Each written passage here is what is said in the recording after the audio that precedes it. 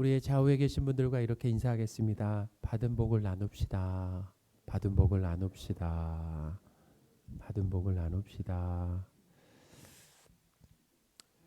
즐거워하는 사람들과 함께 즐거워하고 또 우는 사람들과 함께 울라라고 하는 이 말씀은 참 명확하죠. 그래서 액자에 이렇게 딱 만들어서 벽에 걸어 놓고 싶은 그 명언입니다. 그러나 실제로 우리 삶에서는 순종하기가 어렵고 불가능하다라는 거예요. 만약에 내 부모, 배우자, 또 자녀에게 즐거운 일이나 슬픈 일이 있으면은 함께 즐거워하거나 함께 울 수가 있습니다. 자, 그러나 가족 외에 가까운 사람들에게 즐거움이 있으면 함께 즐거워하는 것이 쉽지가 않다라는 거예요. 우리나라 속담에 이런 말이 있죠. 사촌이 땅을 사면은 배가 아프다라고 하는 말이 있잖아요. 왜 하필 사촌입니까? 왜 사촌이에요? 나와 관계없는 사람이 성공하는 것은 셈이 나지 않는데 이 가까운 사람이 나보다 잘 되는 걸 보면은 시기가 나서 축하하기가 어렵다라는 것입니다. 절친한 두 명의 친구가 있다라고 한번 생각해 보세요. 이 친구들은 취직이나 결혼할 시기가 되었고 둘 다 간절한데 한 친구가 덥석 먼저 좋은 직장에 취직하고 결혼을 하면은 못한 친구는 함께 즐거워하기가 어렵다라는 것입니다. 회사 입사 동기인 동료가 먼저 승진을 하게 된다면 자존심이 상하고 또 마음이 불편하다라는 거죠. 눈과 입이 다른 메시지를 보내는 거예요. 눈과 입이 다른 메시지를 보내는데 떨떠름한데 어쩔 수 없이 축하한다라고 말하는 것입니다. 그러니까 눈을 보면 그래요. 정말 마음을 담아서 축하하는 것 같지는 않은데 입은 축하하고 있다라는 거. 친구의 이 배우자나 또 자녀가 승승장구하는 것을 보면 배가 아프죠. 저도 동료 목사가 큰 교회에 이 담임 목사로 부임해 갔다라고 하는 이 소식을 들으면은 시기심이 마음속 깊은 곳에서 스멀스멀 이렇게 올라온다라는 거예요. 어떻게 보면 참 못되고 악하다라는 거죠. 창세기에 기록된 이 인류 최초의 살인은 친동생을 죽인 가인이었습니다. 가인이 동생 아벨을 죽인 이유도 보면은 하나님께서 이 가인의 제사는 받지 않으시고 동생 아벨의 제사를 받으신 것에 대한 시기심이었다. 창세기 4장 4절 5절 8절입니다. 아벨은 자기도 양의 첫 새끼와 그 기름을 드렸더니 여호와께서 아벨과 그 제물은 받으셨으나 가인과 그의 제물은 받지 아니하신지라. 가인이 몹시 분하여 안색이 변하니 가인이 그의 아우 아벨에게 말하고 그들이 들에 있을 때 가인이 그의 아우 아벨을 쳐 죽이니라. 아멘. 이렇게 사람의 시기심은 살인까지 불러온다라는 거예요. 살인까지 불러온다라는 거죠. 그러니까 이 시기심의 문제라고 하는 거, 이것은 우리가 해결할 수 있는 문제가 아니다라는, 자연스럽게 그냥 올라오는 거죠. 자, 그러므로 사람은 즐거워하는 자와 함께 즐거워할 수가 없다라는 것입니다. 자, 그렇다면은 우는 사람과 함께 울 수 있습니까? 우는 사람과 함께 울 수 있어요? 보통 다른 사람의 이 불행 소식을 들으면 우리는 어떻게 반응을 합니까? 진심으로 공감하면서 위로해 줘야 하는데 다른 한편으로 있잖아요. 내 마음 한켠에 다른 사람의 이 불행과 슬픔을 위안 삼고 또 은근히 고소해하면서 기뻐할 때가 있다라는 것입니다. 그걸 막 표현하진 않아요. 그렇죠? 그러니까 사람은 다른 사람의 이 불행을 내 행복의 토대와 기초로 삼는다라는 거예요. 그래서 남이 이 잘못된 소식을 계속 거기 소식에 계속 귀 기울인다라는 것입니다. 다른 사람이 잘못된 소식에 계속 귀 기울이고 그것을 찾고 목말라 한다라는 거예요. 그런 우리의 이 악한 모습을 보고 흠칫 놀랄 때가 있습니다. 그리고 이 못된 마음을 들킬까 봐 두렵죠. 내가 이런 생각을 하고 있네.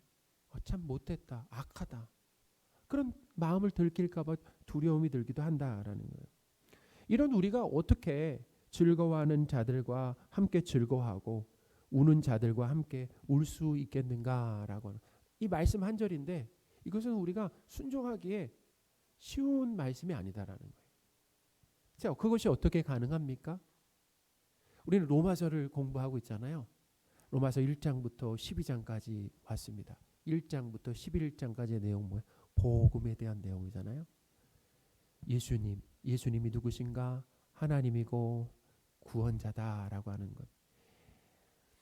예수님을 믿으면 예수님의 의를 선물 받고 우리가 죄 사함을 받고 예수님의 의를 선물 받고 하나님의 자녀가 된다라고 하는 그 신분의 변화. 그렇죠? 하나님의 자녀가 되는 것이 뭐냐면은 우리가 하나님으로부터 받을 수 있는 가장 큰 복이다라고 하는 예수 그리스도 덕분에 우리는 하나님의 자녀가 되었고 우리 서로는 형제 자매가 되었다라는 것입니다.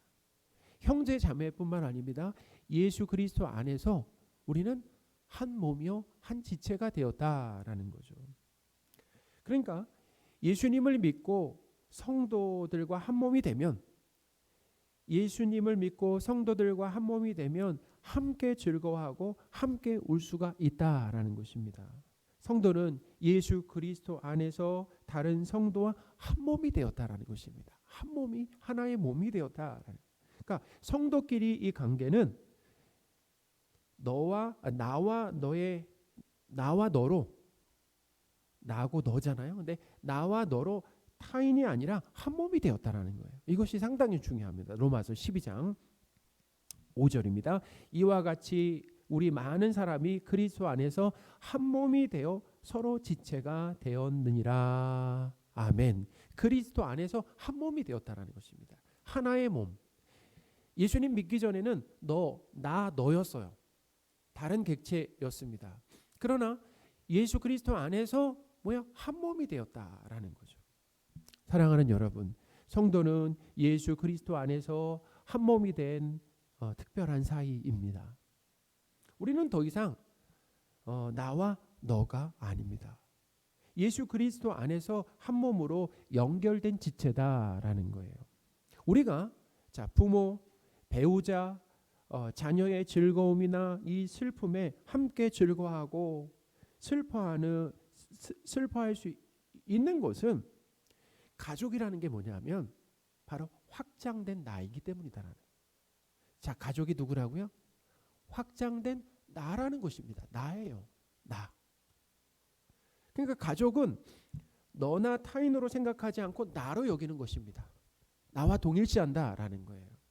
우리가 성도의 즐거움과 슬픔에 함께 즐거워하고 함께 슬퍼할 수 있는 것은 주님 안에서 한 몸이 되었기 때문이다라는 것입니다. 할렐루야. 그러니까 우리에게도 문득문득 그런 것들이 나오잖아요. 성도들이 아플 때 함께 기도하고 병문안 가고 어떤 경우는 보니까 필요할 때 그 성도가 쓸 수 있는 어떤 그런 비용도 이렇게 기꺼이 함께 나누는 그런 일들이 교회 안에 있더라고요. 시간과 물질과 마음을 나누는 거죠. 그런 일들이 우리 안에서 문득문득 나오게 된다라는 것입니다. 다른 성도도 나로 여기는 것입니다. 그렇게 하나님이 만드시는 거예요. 다른 성도도 나로 여기게 한다라는 거예요. 그러니 신체의 일부가 다치면은 모든 지체가 함께 고통받는 것처럼 그렇잖아요. 우리가 예를 든다면 몸에 여러 지체가 있는데 어디 한 군데가 불편하거나 다치게 되면 온 신경이 여기로 쓰이게 되잖아요. 그죠? 입이 아프면 치아가 아프면 잇몸이 아프면 이쪽으로, 기면 여기, 손이면 팔이면 배면 그러니까 온 지체가 여기에 신경을 곤두세우고 여기가 낫기를 간절히 바라는 거죠. 함께 아파하고 함께 슬퍼하는 거죠. 그러니까 신체의 일부가 다치면 모든 지체가 함께 고통을 받는 것처럼 교회 안의 성도가 어려움을 겪으면 내 아픔처럼 함께 슬퍼한다라는 거예요. 고린도전서 12장 26절 27절입니다. 만일 한 지체가 고통을 받으면 모든 지체가 함께 고통을 받고 한 지체가 영광을 얻으면 모든 지체가 함께 즐거워하느니라. 너희는 그리스도의 몸이요 지체의 각 부분이라. 아멘. 구약 성경에 나오는 이 최고의 만남 중에 하나인 다윗과 요나단의 변함없는 그 사랑과 우정도 이 다윗과 요나단 사이에 누가 계셨기 때문입니까? 하나님으로 연결되어 있기 때문이라는 거예요. 할렐루야. 사무엘상 20장 42절입니다. 요나단이 다윗에게 이르되 평안히 가라. 우리 두 사람이 여호와의 이름으로 맹세하여 이르기를 여호와께서 영원히, 중요합니다, 여호와께서 영원히 나와 너 사이에 계시고. 아멘. 여호와께서 영원히 나와 너 사이에 계신다라는 것입니다. 그러니까 이거는 그냥 보통 우정이 아니라 하나님과의 관계 안에서 하나된, 한몸된 그런 관계다라는 거예요. 요나단은 다윗과 함께 즐거워하고 다윗과 함께 슬퍼했습니다. 다윗이 블레셋 장수 골리앗을 쓰러뜨렸을 때도 마음을 다해 기뻐했어요. 또한 요나단의 아버지 사울이 다윗을 끊임없이 죽이려고 했을 때 다윗 편에 섰습니다. 아버지 편에 선 것이 아니에요. 다윗이 있으면 자신은 왕이 될 수가 없습니다. 그런데도 아버지 편에 섰어요. 다윗 편에 섰습니다. 그래서 사울의 계획이 실패로 돌아가도록 적극적으로 나섰다라는 것입니다.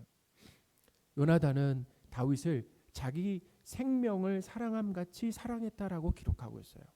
사무엘상 20장 17절입니다. 다윗에 대한 요나단의 사랑이 그를 다시 맹세하게 하였으니 이는 자기 생명을 사랑함 같이 그를 사랑함이었더라. 아멘. 근데 나 자신같이 사랑한 거 아니겠습니까? 레위기 19장 18절 말씀에 있잖아요. 네, 자신과 같이 사랑하라, 이웃을 사랑하라고 하는 말씀 있잖아요. 하나님께서 사랑하시는 성도 여러분, 예수님을 믿고 주님 안에서 성도의 누리가 한몸됨으로 함께 즐거워하고 함께 우는 사이가 되었다라는 것입니다. 할렐루야.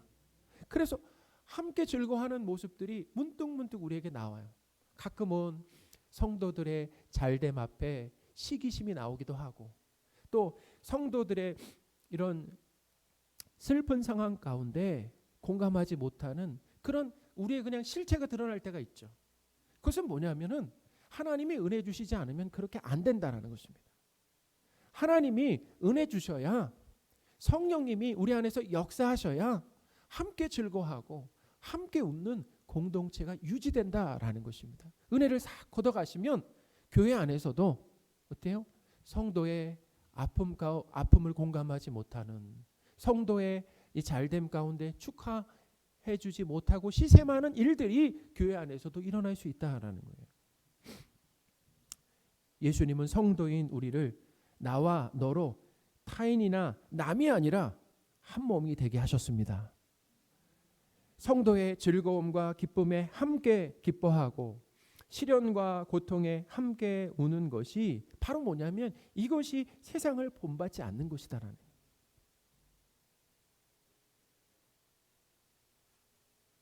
이것이 세상을 본받지 않는 것이다라는 거예요. 로마서 12장 2절 말씀입니다. 너희는 이 세대를 본받지 말고 오직 마음을 새롭게 함으로 변화를 받아 하나님의 선하시고 기뻐하시고 온전하신 뜻이 무엇인지 분별하도록 하라. 아멘. 이 세대는 다른 사람의 즐거움과 슬픔에 시기하죠. 그것을 기뻐합니다.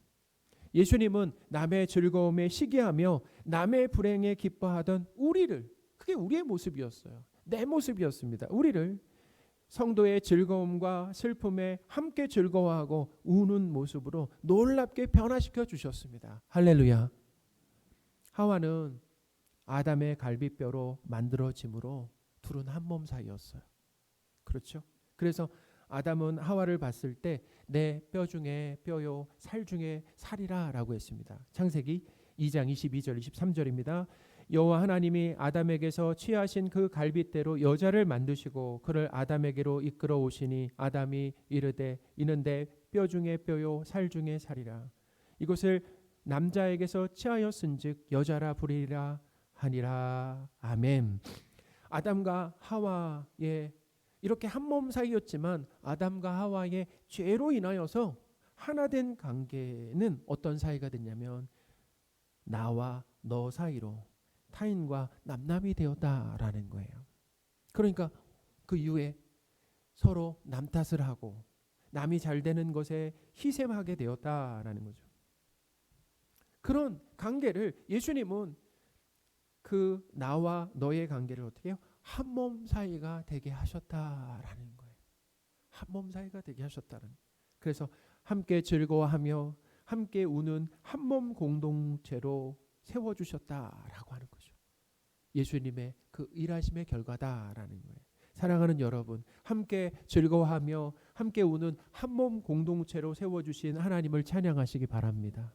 하나님이 그런 공동체로 우리를 세워주셨기 때문에 삼등교회 안에서 신앙생활하는 것이 행복하다라는 거예요.